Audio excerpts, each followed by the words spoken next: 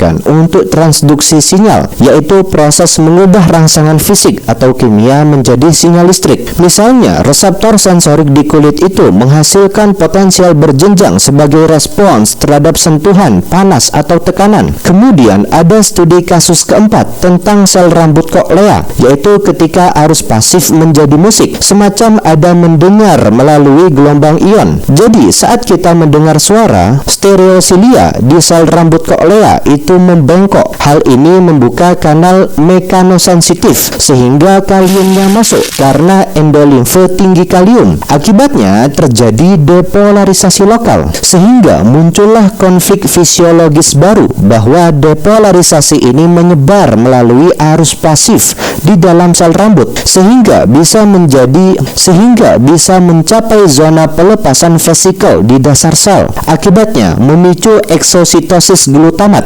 sehingga terjadi sinyal ke saraf auditori. Tapi jika gap junction antar sel pendukung rusak, misalnya mutasi CX26, maka ion kaliumnya tidak bisa didaur ulang sehingga endolimfe kehilangan kalium. Akibatnya arus pasif terganggu. Yang terjadi di kenyataan adalah tuli. Solusinya apa?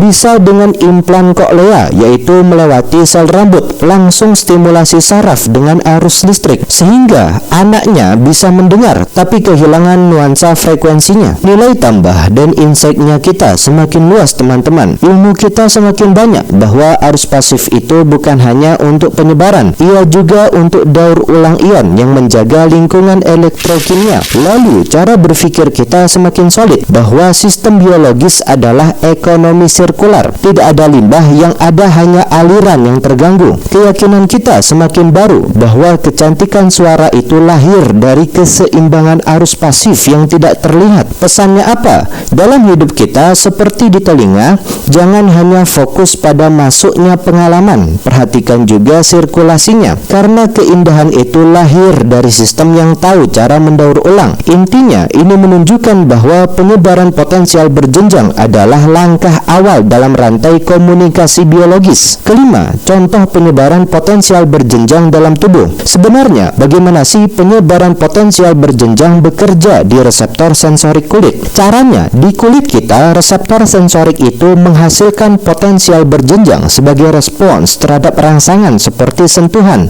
panas, atau tekanan.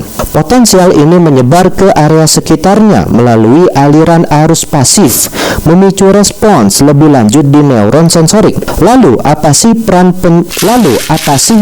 penyebaran potensial berjenjang di sinaps neuron? Jadi di